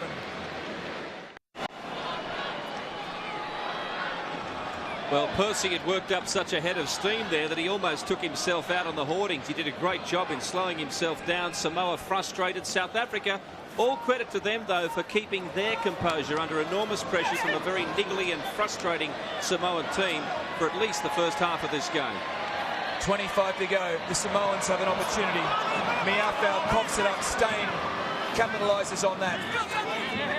Peterson, James, Matfield, all the skills, Victor Matfield. A great pass in that last try. Smith, the skipper, fell awkwardly. Can he recycle it? Comes back now for Dupria. Over the top, Peterson. Jinx goes himself, JP Peterson, still going. Russo accepts the pass, takes it over the 50. Let's see if they can start building some phases. Dupria. Montgomery gets a touch. James. The pass was flat. Van der Linde. They're right on the paint of the 50. James looks left. Habana takes it off his shoulder. Brian Habana, strong, fast, and scores his second. Brian Habana. And the floodgates, well, they've opened here at Parc de France. Brian Habana, he's just not a pretty face. He's got more than speed, that deceptive strength. And Ben Schoen, don't wingers love to score tries? Yeah, they do, and he's making a habit of it. I'm a little speechless. He is a little bloke. I mean, I don't know, he wears shoulder pads, that makes him look bigger. I guess a little bit like Chris Latham in a tackle. I think he uses his power to I guess, run through tackles. Brian Habana, I think, uses just cadence. Have a look at this turnover, bang. Puts the throttle down. He took his foot off the throttle here, but still enough to score the try. Unbelievable stuff. Well, I just love the way that the South Africans are using their width at the moment. They're not trying to hit it up midfield. They're basically let that kick go through. They're switching the ball to both sides. It was interesting. Berger was outside, Habana on the wing.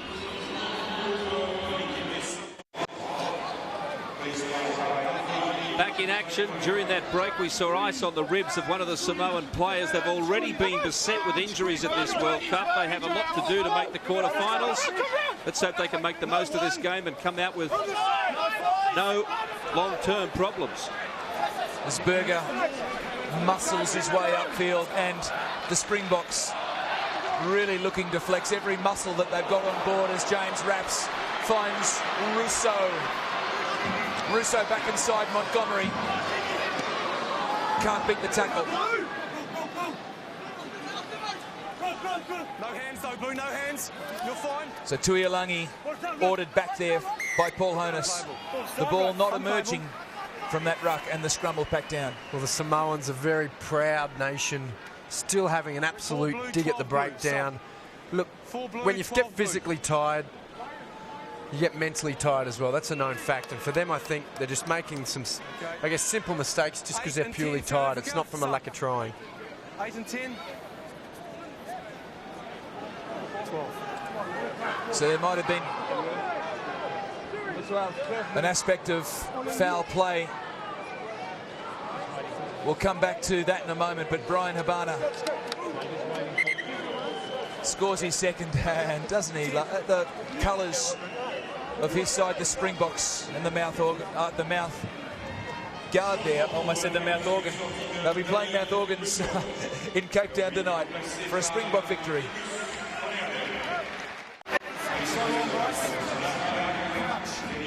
Andre Pretorius on for the South Africans. Samoa had a little bit of a substitution problem there. Paul Honiss had to sort it out. Percy Montgomery appears to be okay, but I think you'll find that was a high shot as he was falling in the tackle. He cocked one in the head. Not intentional. Dupria, Stain, Dupria loops. The new man on is Pretorius. Montgomery off the left boot. And Percy Montgomery shows that he's got everything in his bag, including the old side of the slipper. Well, he hasn't had the best kicking day, Percy Montgomery. He'll probably be unhappy that a prop is telling him he's having a bad kicking day, but interesting to see Habana there was actually calling for the ball outside on the chase. Probably just wanted a short chip through. One area they've got to be happy with the South Africans, their defensive line out. You can see Boyter and Matfield just reading it here. It's their second win of the game, Samoa. That was better from Thompson. Tuilangi. It's Alfie Veilunga on the field now for South African with that island haircut. Polu. Daniel Leo. Polu. What can the Samoans give us here? There's Schwelger standing out in the backs. Samoans now just transferring ball, waiting for an individual to do something and hopefully make a line break. So Veilunga, the man they call and affectionately call Alfie in the Samoan squad, is out there with an opportunity. And boys, here comes the chiropractor. yep. 20 minutes to go, a bit of a hit out for the veteran. If I was Jake White, I'd be bringing off some of my more important players at this point. Nice to see a knowledgeable French crowd paying homage to the great man, an ornament to the game. So the inside centre for Samoa leaves the field. Jerry Miafau, and Brian Lima takes the field for his 5th Rugby World Cup. The only player in history to have achieved that, and you'd have to do well to beat that. Brian Lima certainly occupies that special place in this game. Pause, engage. Dupria feeds another powerful scrum from the Springboks as Berger feeds the halfback. Montgomery off the right foot this time. Peterson, and Lenny just watches it roll into touch. 20 minutes to go at Parc de France. Good little option from the South Africans. The Samoans still getting up very quick in defence, which is good to see. They're hanging in there. Smart little option to put the ball in behind. Well, the Samoans just going for a quick line out there, probably a best option for them. Charge down. Smith has it. Feeds Van der Linde and into touch. Goes big CJ Van der Linde. That was a good tackle from his opposing prop, Justin Var. The game normally goes one of two ways.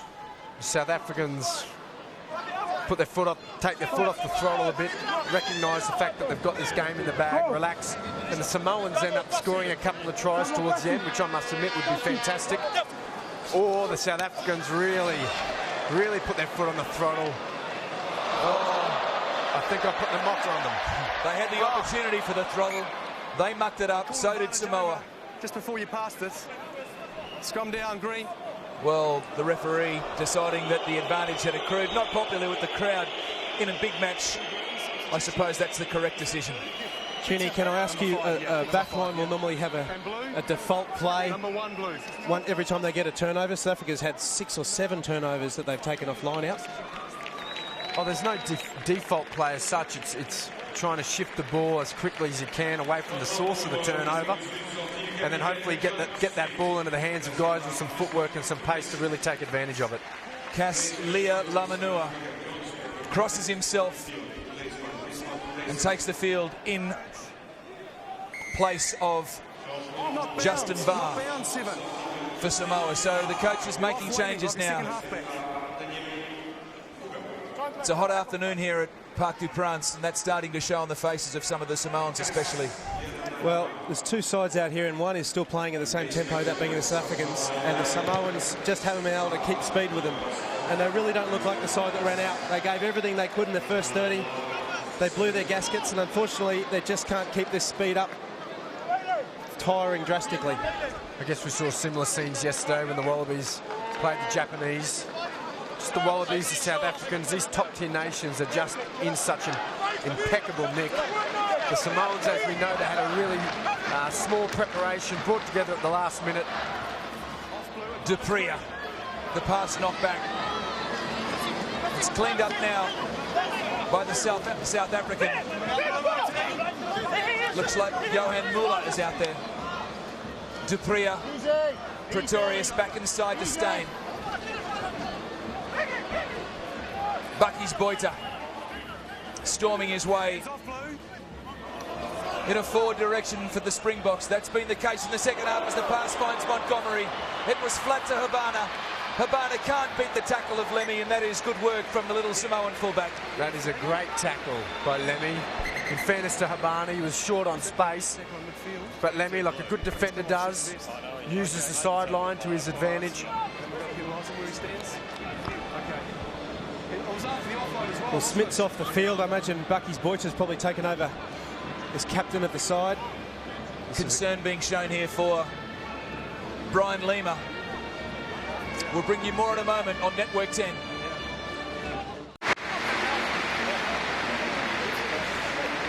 Well, we may have seen a wink from Brian Lima to his teammates, but he's a little concussed right now. You can tell the look at his face. Thank you. That means I don't have to make a decision. No, Brian? No. Let's have a listen. No.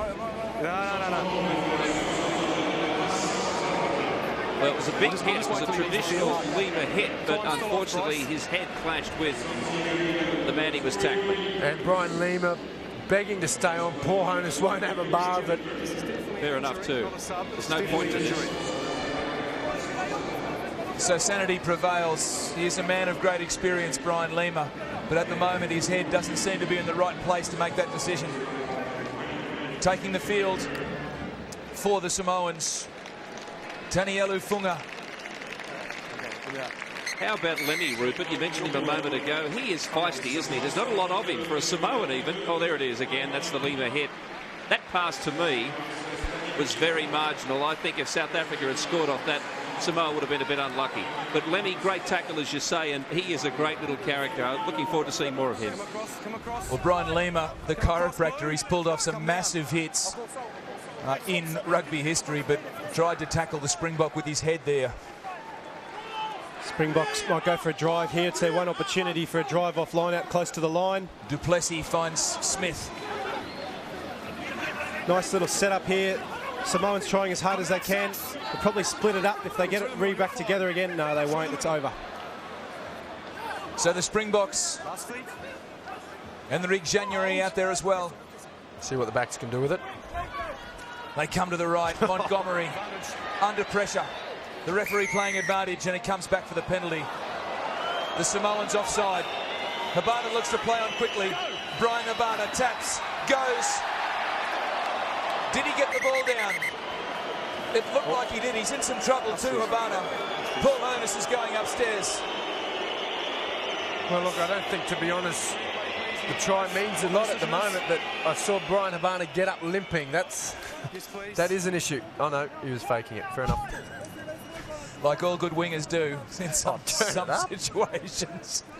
Well, if you're not sure if you've scored the try, you fake an injury, so it's the typical wingers play. Well, I'm not sure if he got it down. There was a Samoan defender who snookered the play at a vital time. We'll see from this angle, hopefully. That's a try. Is it benefit in the doubt for Brian Habana? I think that if you looked at that in slow motion, downward pressure was the case. We'll let the television official make up his mind. Dan, you behind me? Dan, you want? Okay, thank you. Scrum.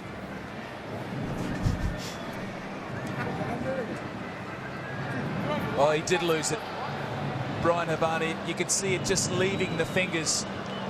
From this angle, I thought there was downward pressure, but when you see it from the head on... You know what, you can normally tell, have a quick look at the player when they first get up. You can normally tell from their facial expressions whether or not they scored a try. And I don't know, Brian Habana didn't look like...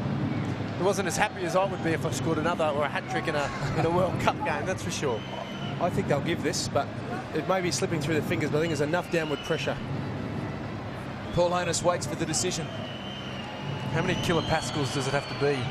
They say, here we go. Slow motion is not real time. Well, that looks like downward pressure. But on another angle, it seemed to leave the fingertips of Fabana just before the line. It's a matter of inches. Oh. It bounced back up into the Samoan defender. That's not always indicative of a knock-on. Here's the decision. I can hear you. Thank you. The try is awarded. Brian Habana receives the benefit of the doubt. That makes it 3 for the Springbok winger. Well, Brian Habana, I guess, as I said, you can normally tell from his expression, but maybe he's scored so many now that he's a bit blasé about it. I don't know. Montgomery adds the extras.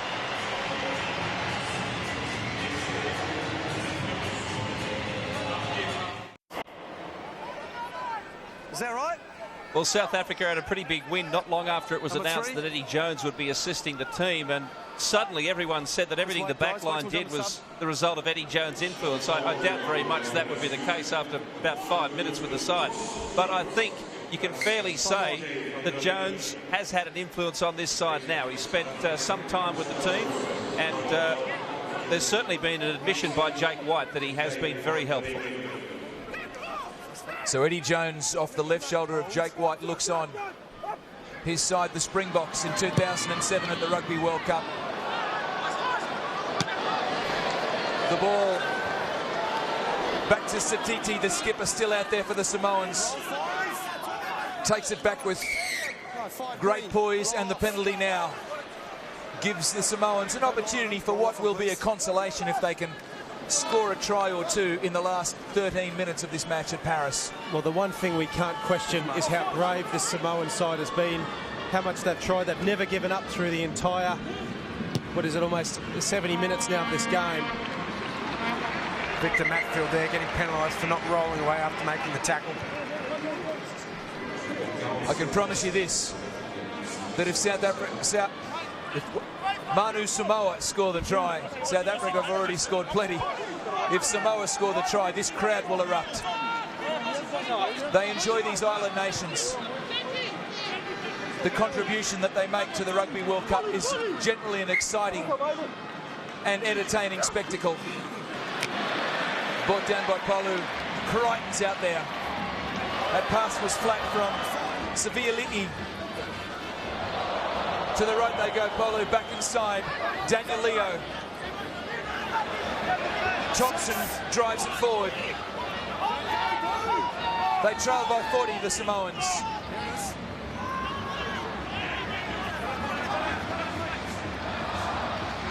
Here comes the ball. Crichton. They go wide to Williams. Williams, the short pass to Funga. The defence was willing, and this could quite possibly be a turnover. Van der Linde in there making a nuisance of himself and affecting the turnover. Du Plessis, there's space out to the left. Smith takes it forward. Du Plessis plays halfback. And Montgomery off the left boot. Over the head of the Samoan defence. Lemmy gives chase, catches up with it. And returns it. Still the ball stays in play. Victor Matfield. A slight fumble. Now he sends it infield to Smith. The pass to Berger. To Van der Linde, the big man. Crashing into Tuialangi. Oh, CJ. He saw the try line. Steyn, well, that was a little misguided, that kick from Francois Steyn. And Lemmy brings it back. Just shy of the 50, the Samoans. Palu. What a bizarre option by Francois Steyn. Not one of his better options, Steyn, no doubt about it, as Crichton's kick is fielded by Percy Montgomery. And Montgomery, well, that was a better kick. Not much angle to work with Montgomery. Good result. Well, they're just losing their structure a little bit. South Africa, geez, that's a nice little short pass to the big man. Os Durant has actually come back onto the field. So Durant is back out on the field. Yeah, I think Van der Linde's come off. And Boiter has gone across to tight head. Okay, good clarification there from Ben Darwin, and that is confirmed. Van der Linde is off. Durant, the Ox, is back on. Very typical sign, or an obvious sign, I guess, of fatigue is cramping. Let's play on. See the Samoans starting to cramp up. Kane Thompson, with less than 10 to go, receiving attention, and it has been a hot afternoon in Paris.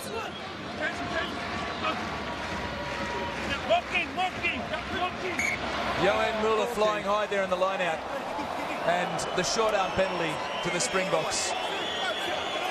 Honiss, a little bit of reaction there to the South African players who are calling for the balk. Once your hand starts to move forward, making the throw, you can't stop. So you can see his arms there, moved. 2, 3 attempts at the throw. Doesn't matter if the man in the opposition is up in the air. Justin Purdy is out there for Samoa. He took that ball, but infringed in the process, and so Enrico January, the Super 14 Lions halfback, has the honours now for the Springboks. Back inside comes Steyn. Breaks a couple of tackles. Francois Steyn. The big men in the Springbok pack take it forward. January busy in his first few minutes on the field. You can see the Springboks not needing to commit a lot to the breakdown now to secure their own ball. That just means they've got plenty of attackers left over when they do get the ball to do something with it. As the trumpet sound at Parc du Prince, the referee indicates that that ball's not coming out, so a scrum will pack down. Francois Steyn, one of the great potential Springbok players. He's certainly shown the full kit of skills this afternoon. And for the Sharks, has played 10, 13, 15, quick enough to play on the wing, so extremely versatile as well. He has got a mistake in him as well, Francois Steyn. Made a couple of mistakes in that Super 14 final, which gave the Bulls the opportunity to win it. But then against the Wallabies in that Tri-Nations test, he made no mistake with that 40-odd metre field goal. It was a beauty. There's another good kick from the Springboks, but touchdown in the in goal, so we'll come back for a 22 restart. Lemmy looks to get things happening. Well, that was Berger, I believe, was playing 8 at the back, actually going for the kick, which is a bit of an odd option, but it's interesting to see what's in South Africa's arsenal for later on in the World Cup. It's good to see the South Africans at least staying to the same framework in terms of their game plan. When a game blows out a little bit like this, it's a lot to ask to be really strict with your game plan, but at least you keep the basic framework together. Pretorius sends it spiralling downfield to Ilangi. Big Alex hasn't had that much opportunity this afternoon. So Smith and Montgomery combine, and Percy off the left boot. I've seen that so many times in the last decade or so of rugby. Finds touch and a line out. With 6.5 minutes left in this match, Eddie Jones, an interested observer. Well, more than an observer, he is contributing to this Springbok lineup.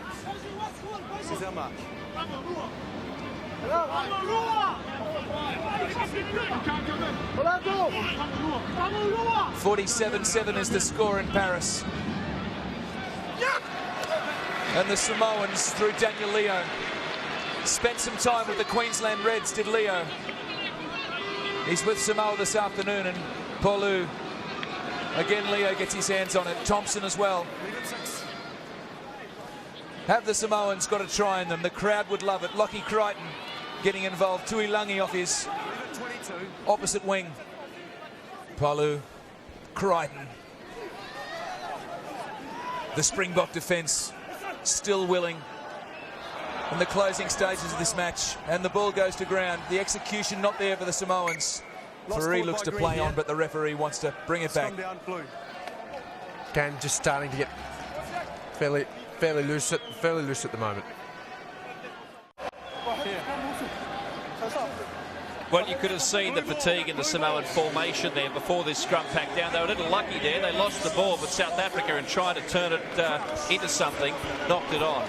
But let's see if the Samoans can raise something for the last 5 minutes. Well, they've done well, the Samoans, to stem the flow of blood that was being inflicted on them by the Springboks in the early stages of this half. The crowd would dearly love to see a try. They're one of the more popular sides at Rugby World Cups over the years.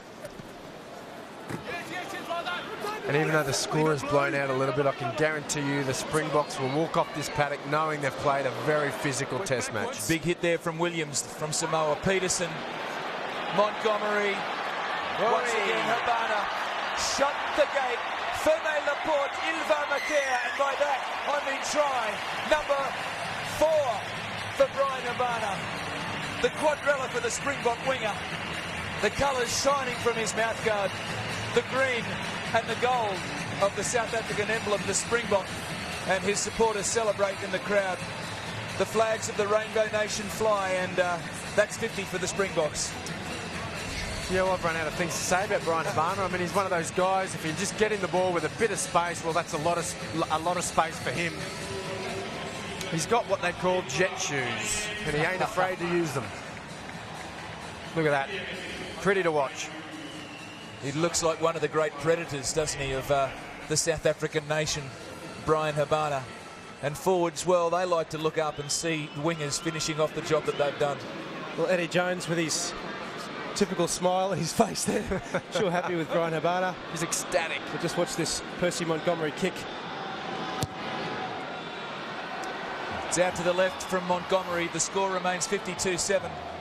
Chinny, I think it's obviously Brian Habana's pretty happy with himself. I think the thing for Brian Habana is that for wingers, it's about what's going on inside, and he's been given a lot more space today. Oh, of course he has, and with all due respect against Samoa, that was going to happen as the game opened up. But Brian Habana, as we saw with 2 of his tries, is the type of guy that even given scraps, given nothing, can turn it into something, and that's where he gets his label of being a freak, the fact that he can do that. So the restart from Samoa goes wrong. Makes about 2 metres, went straight up in the air, and as this game winds down, the Springboks have cracked the half-ton. Victor Matfield looks satisfied with that. The scrum will pack down right on the halfway line. Springboks to feed. Happens so often in a game of rugby when you're having a hard day elsewhere. Your little details start to go, such as the restart. Give the ball back to the opposition. Berger, January, down the right-hand side they come. Peterson steps inside the defence. Can't quite break free Pretorius.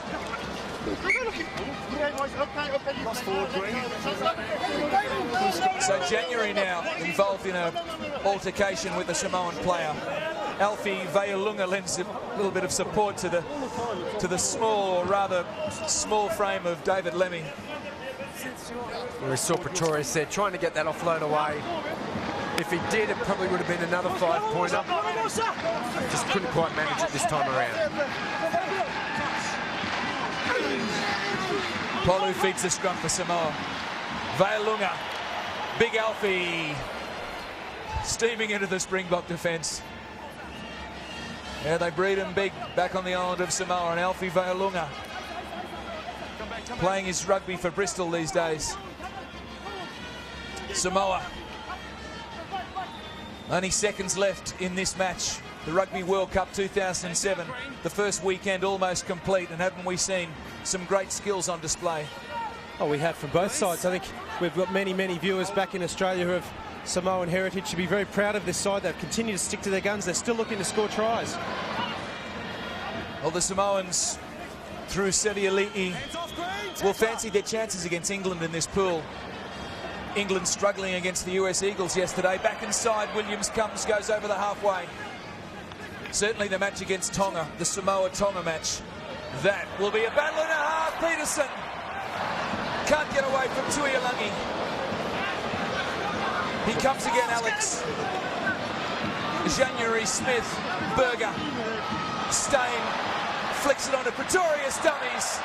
And that pass has gone forward to Habana. No, I'm sorry this time, Brian. I'm sorry. We're going to have to bring it back. The pass was only about 2 metres forward. And Paul Honiss, well, he got that one right. Well, you'd be tempted to let it go, but no, that wouldn't be fair on the Samoans. Lovely hands here, nice and quick. Nice dummy, Pretorius. But the pass just lost it in the end. And Brian Habana, he thought he could see another try. The eyes lit up, so did the mouth guard. This could be the final scrum in this match. Well, JP Peterson will be absolutely filthy on the other wing. Hasn't got the same set of opportunities. I wonder if right wingers get less opportunities because guys aren't able to pass as strongly on their weak side, which is generally their left, Jenny. That is definitely the case, Ben Darwin. The way to combat that as a winger is that you just never really set your position. You can go floating, you can pop up anywhere.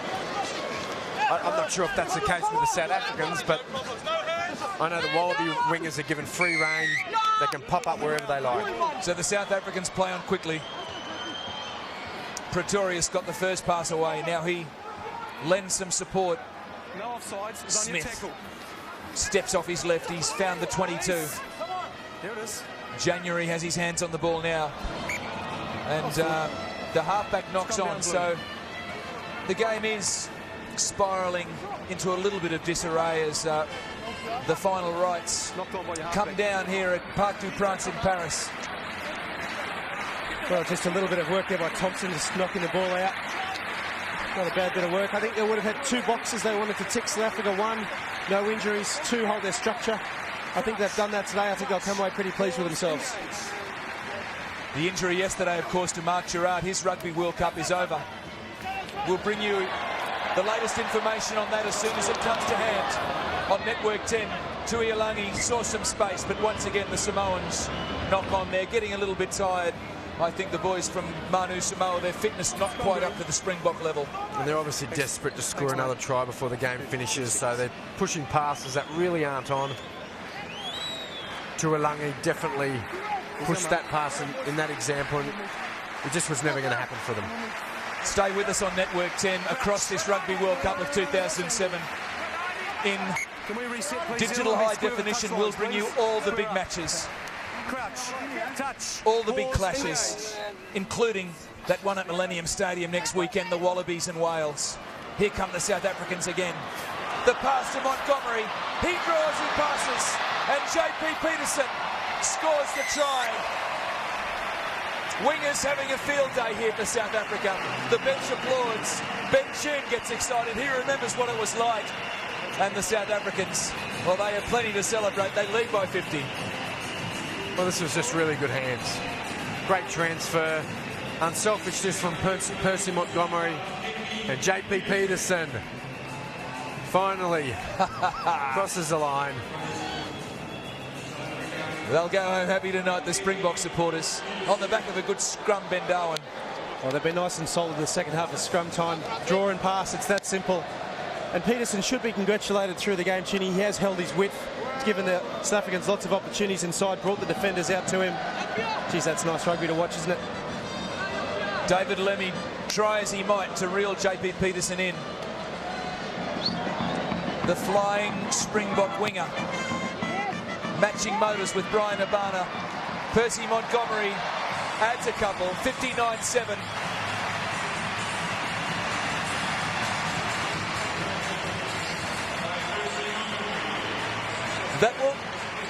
That will be it at Parc du Prince. Full time in Paris. South Africa 59, Samoa 7.